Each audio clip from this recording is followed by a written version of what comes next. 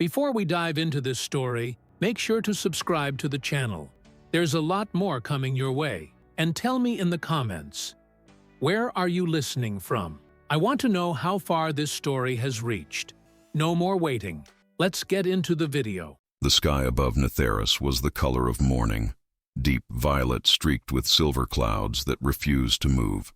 Captain Elias Corrin stepped out of the Federation diplomatic vessel dressed in full formal uniform, a dark blue coat stiff with golden trim, polished boots clinking against the crystalline platform. But beneath the ceremonial facade, Elias was uncomfortable. He had worn armor in 1,000 battles, survived worlds torn by war, but diplomacy was another battlefield, one where the weapons were silence and grief. The wind carried no sound, no welcoming party awaited, only the hum of the wind chimes carved from obsidian bones, each whispering fragments of a lost king's memory. The planet was still in mourning, and the Federation's timing, as always, was political. Elias adjusted the silver insignia on his chest, took a breath, and stepped forward. The palace of Netheris loomed before him, carved directly into the mountain's heart. Its towers shimmered like ancient spires of frozen light, wrapped in flowing vines of bioluminescent script. Each syllable glowed faintly, ancient and alive. The moment he crossed the threshold, a presence was waiting. Princess Kaela Virine. She stood like a storm trapped in flesh, draped in flowing layers of ceremonial gray, her shoulders square beneath the weight of loss. Her long silver-black hair was braided in patterns of mourning, and her eyes, violet and ancient, met his with a cold that wasn't unkind, but untrusting. As if she had seen too many emissaries, too many promises, Elias bowed slightly. Captain Elias Corrin, I come on behalf of the United Federation to offer condolences for your father, King Thalor, and to open a dialogue of renewed alliance. Kaela's voice was low, sharp, and unshaken. Condolences from those who watched from orbit. How gracious. A pause. Heavy. Deliberate. Elias had been warned. Netherians didn't speak idly. Every word carried weight. Every silence meant something more. Still, he held his ground. I am not here to exploit your grief. I'm here to honor it, and to listen. Kaela studied him. Her gaze was a scalpel. Then listen well, Captain. The Federation left us to mourn in isolation. Now they return, eager to rebuild what they once ignored. Our stars do not forget. I wasn't part of those decisions. No, she said, turning. But you wear their colors. She turned and began to walk, and without waiting for permission, Elias followed. The interior of the palace was an ocean of shifting light and shadow. Tall archways opened into galleries of memory, holographic echoes of past kings and queens drifting in suspended crystal, whispering legends into the stone. Kaela led him into a chamber of mourning, the Hall of Resonance. A dome of glass revealed the twin moons above, casting silver across the polished black floor. At the center, a circular platform held an urn, silent, unguarded, the ashes of a king. Kaela stood beside it, motionless. My father believed in unity. He believed the Federation could become more than conquest masked as peace. He died believing that. I am not so naive. Elias stepped closer, slowly. Then why receive me at all? She looked at him now, not just a glance, but truly looked, searching, measuring. Because the stars sent you, not the Federation, you. Elias felt a chill crawl down his spine. Before he could respond, Kaela's voice softened, as if carried by something deeper.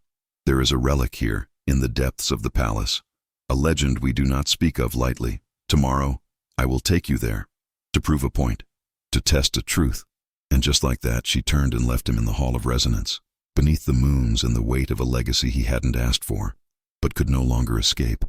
The next morning came not with sunlight, but with pale auroras stretching across the skies of Netheris like brushstrokes of energy. Silent, trembling signs that something was shifting. The palace remained still. Only the wind moved, whispering through the open arches and crystal gardens with a sense of expectation. Captain Elias Corrin stood in the antechamber where Kaela had left him, still wearing the same dark formal attire. He hadn't slept. The silence of Netheris had crept into his bones, unsettling him more than any battlefield ever had. He was a soldier, But this place, this grief-stricken world humming with ancient energy, was not a battlefield. It was a tomb full of waiting gods. At the first bell of the morning hour, Kaela returned. She was dressed differently now. Gone were the mourning robes. She wore battle attire, a silver and indigo ensemble made of flowing fabric reinforced with ceremonial armor plates. A sword hung at her side, though she had not worn one before. There was something sharper in her posture, something dangerous. Her eyes carried the same sorrow, but now, too, a glint of intention. "Follow me," she said, and without waiting, she turned. Elias followed her through a corridor that descended deep beneath the palace. The walls here were no longer smooth crystal or light-emitting stone. They were rough, ancient, untouched by time. The further they went, the colder the air became, until their breath came in short, fogged clouds. Bioluminescent vines marked the way, pulsing in rhythm to something unseen, something alive. Finally, they reached a chamber, a circular crypt, carved in geometries that defied logic. Symbols moved across the walls like liquid starlight. In the center of the chamber stood a pedestal, and upon it, suspended by a field of energy, rested a suit of armor unlike anything Elias had ever seen. It was silver-black, shaped like the frame of a warrior, yet it shimmered with a consciousness, as if watching. The chest plate bore a central core that pulsed with a pale blue light, almost like a heartbeat. The design was organic, alien, and yet something in it felt hauntingly familiar. "The armor of Eldrath," Kaela said. Her voice echoed as if the chamber itself were listening. "It was forged in the age before the first collapse. It is said to choose its bearer, when the stars themselves demand it." Elias stared at it, unsure whether to speak or step back. Kaela moved toward the armor, gesturing slowly. "No Netherian has ever been chosen. Bloodline, ritual, training, it never mattered. It has remained dormant since the death of Eldrath, our last true guardian." She turned to Elias, and her eyes met his with deliberate stillness. "I want you to try." Elias blinked. "You brought me down here to play dress-up with your holy relic." Kaela's expression didn't change. "No, I brought you to test a theory, or perhaps to challenge a prophecy." Elias stepped forward. The armor watched him, or so it felt. Its pulse shifted, subtly, as if reacting to his nearness. He raised a hand slowly. "Are you serious?" "Completely." He hesitated. Then, with the same instinct he'd followed in battle more times than he could count, he reached forward and touched the chest plate. The explosion of energy was instantaneous. A surge of blue-white light engulfed the chamber, blasting back Kaela and sending Elias to his knees. The armor vibrated, then unfolded. Yes, unfolded around him, piece by piece, like metal petals blooming in reverse. Segments locked into place on his arms, chest, legs. Not heavy, not cold. It felt right, like it had been waiting. Kaela, rising slowly, stared in stunned silence. Her breath caught as the central core of the armor lit up with the full intensity of a star. A voice, no, a resonance, echoed from the walls. "He bears the blood of the forgotten. The stars have remembered." Elias stood, breathing hard, eyes glowing faintly with the same light that now pulsed from the core of the armor. He didn't know what he had awakened, but he knew everything had just changed. "Kaela," he said quietly, "what the hell just happened?" She didn't answer.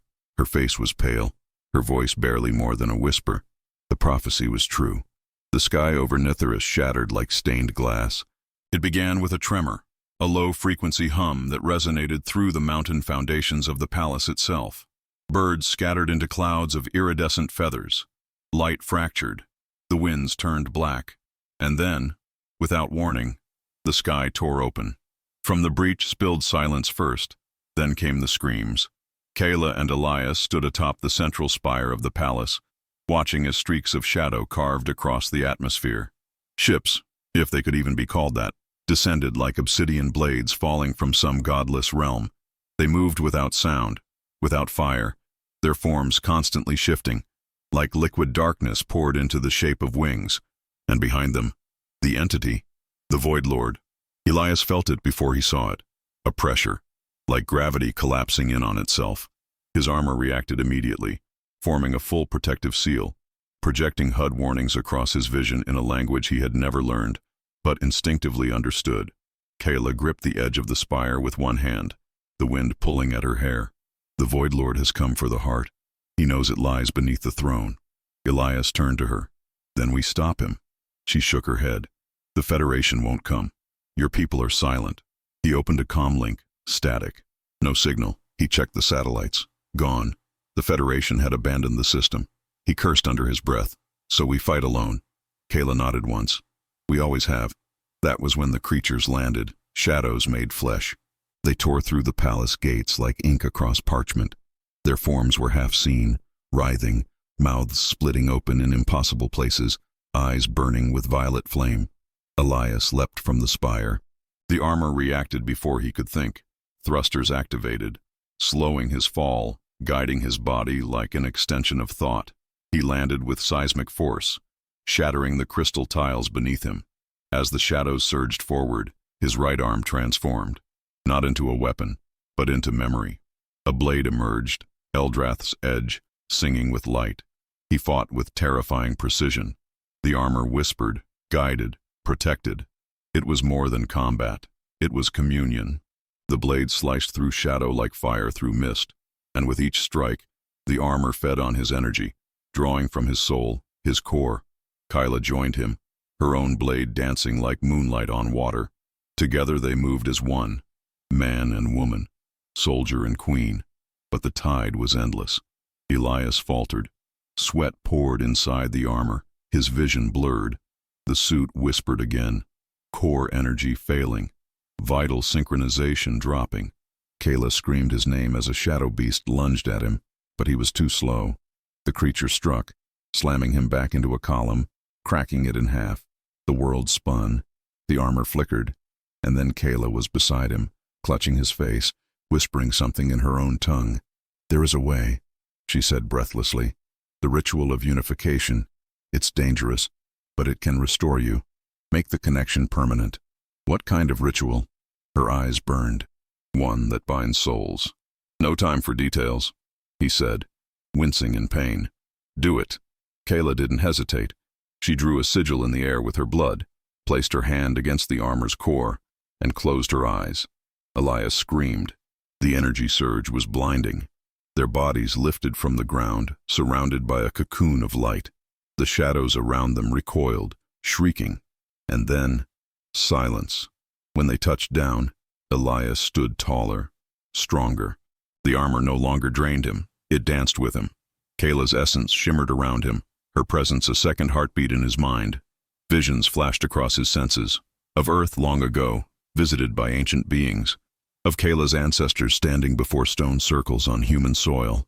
He saw the truth. He carried Nitherian blood. The prophecy was not just real. It was ancestral. The Starborn wasn't myth. It was memory. The throne room burned. Fire and shadow danced across the ancient hall, where monarchs had ruled for 10,000 cycles. The high columns of light glass had collapsed into molten ruins. Crystal vines, once alive with ancestral glow, now smoldered as ash.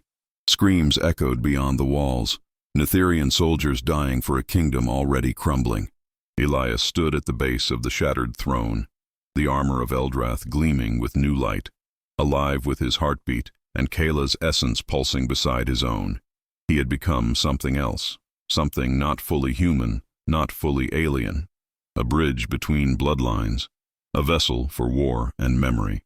Kaela stood behind him, her face pale, her breathing sharp and ragged. "He's coming," she said. "I can feel it," Elias replied, "like a sun made of ice." Then the walls cracked, not from any physical force but from pressure. Reality bent, warped. A presence stepped through a tear in space like a wound opening midair. The Void Lord. It didn't walk. It descended, a mass of black geometry and shifting forms, limbs unfurling and retracting like thoughts. Its voice was not heard but felt, a pulse directly into the soul. "The heart of Netheris is mine. Surrender it, and your extinction will be painless." Elias stepped forward, his blade humming with stellar resonance. "You'll have to carve it from my body." The Void Lord regarded him with something like curiosity or amusement. "You are human, touched by forgotten blood. That makes you negotiable." A tendril extended from its body, reaching toward the broken dais behind the throne. As it passed, the rubble trembled and disintegrated. Beneath it, hidden in a vault of memory stone, pulsed the heart of Nithirus, a crystalline sphere of shifting color and impossible energy. It beat like a living organ, radiating pure creation. Kaela gasped. He found it. Elias moved to block the path, but the Void Lord didn't strike. Not yet. Instead, it offered a choice. Join me. Fuse with me. With the heart, we will unmake entropy. Rule all time. You are not bound to these fragile beings. You are evolution waiting to ascend. The offer pierced Elias's mind like a whisper soaked in venom, and for a moment, he faltered. He saw it, his body reborn as light, galaxies bowing to his will, death itself undone. No more war, no more fear, just power, infinite and pure. His knees buckled, the armor dimmed. Kaela's voice broke the trance. Elias, she said, her voice not commanding, but real. It responds to what's inside you, not what's promised to you. He turned. Her eyes met his, not with fury, but faith, the kind he never believed he deserved. And in that moment, Elias remembered the battlefield where he lost his brothers, the night he buried a child caught in crossfire, the hand of a dying enemy clutching his, whispering prayers to a god Elias didn't know. He had seen too much to crave power. He only wanted meaning. And Kaela was the reason. The armor reignited. The Void Lord roared, not with rage, but recognition. Elias struck. The battle was cataclysmic. The throne room shattered into pieces of dimensional energy and unmaking force. Elias fought with the fury of the sun, the precision of ancestral memory. But the Void Lord was endless. Every wound it suffered, it absorbed into more mass. Every blow, it twisted into fuel. Kaela stood beside the heart, chanting the words of the final rite, the binding verse. Her voice bled. Her fingers trembled. To stabilize the heart, one of them would have to merge with it permanently. I can't hold it, she gasped. It's too much. Elias faltered again, the Void Lord's strike ripping through half his chest plate. His vision flickered. The armor screamed warnings. Kaela made her choice. She placed her hand on the heart and pushed her essence into it. No! Elias roared, lunging toward her, but too late. Light exploded. The heart flared, stabilized. The energy around it crystallized. Kaela collapsed. The Void Lord screamed in fury, pulled backward by the light of a force it could no longer consume. Elias caught Kaela in his arms. Her body was cold, her voice barely a breath. Now you carry us both, she whispered. Then, silence. But the war wasn't over. The Void Lord surged one final time, monstrous, broken, but burning with vengeance. Elias rose, his armor transformed, its edges now glowing with Kaela's essence, the heart embedded in his chest. And as the stars wept above Nithirus, he prepared for the final battle. Time slowed as the Void Lord began its final descent, its colossal form unfurling like a broken constellation made of pain, void, and memory. The palace ruins burned behind Elias, but he no longer felt the heat, not with the heart of Nithirus pulsing in his chest. Its crystalline glow now fused with the core of the Armadura de Eldrath, transformed into something utterly new. Kaela's body lay still behind him, cradled in the cradle of sacred roots that had erupted from the shattered throne, as if the planet itself refused to let her go. Her essence wasn't gone, not truly. He could feel her inside him, not just through memory but through energy. She breathed in rhythm with his thoughts, a second soul bound to his every step. Elias Corrin was no longer just human. He was the guardian, and Nithirus had risen again in him. The Void Lord charged with a scream that bent gravity. Its tendrils lashed across the sky, blotting out stars, rewriting the light of nearby constellations into madness. Buildings imploded at its passing. Reality buckled beneath its weight. But Elias did not move. He let the wind tear at him. Let the pressure build. Let the enemy come. Because now he understood. The heart of Nithirus was not a weapon. It was a choice. With a single breath, he raised his hand. The sky answered. Energy spiraled from the armor. Kaela's voice interwoven in its frequency and collided with the Void Lord mid-charge. The creature screamed, recoiling, its form fracturing into tendrils of shadow and shrieking echoes. Elias followed. The air around him exploded with light as he propelled forward, every step leaving a trail of molten stardust. His blade sang with vengeance and memory. He struck the Void Lord again and again, once for every life lost, every family broken, every dream stolen. But the creature was ancient, beyond death. Every blow he landed came at a cost. His body began to fracture inside the armor, vision dimming, skin burning. The fusion was unstable. The heart was too powerful, too pure. Even Kaela's sacrifice was not enough to contain it, unless he gave everything. He hovered above the remnants of the palace, holding the Void Lord in a grip of light, and looked once more upon the face of Netheris, its rivers of gold, its mountains like obsidian towers, its wounded sky trying to remember how to shine. Then he closed his eyes. "Kaela," he whispered, "guide me." And she did. Together, they channeled the full power of the heart, not as destruction, but as harmony, a final act of restoration, a seal. The Guardian's body erupted in energy, pillars of light stabbed from the ground into the heavens. The Void Lord roared in agony as it was unraveled, not torn apart, but unmade by unity it could never comprehend. The darkness was not defeated by force, it was ended by meaning. Elias's scream was the last sound the galaxy heard before silence returned. Then, stillness. Above the scorched throne chamber, only mist remained. No Void Lord, no weapon, no war, just light. Weeks later, Netheris bloomed. The skies were clean again. The twin moons had aligned for the first time in centuries.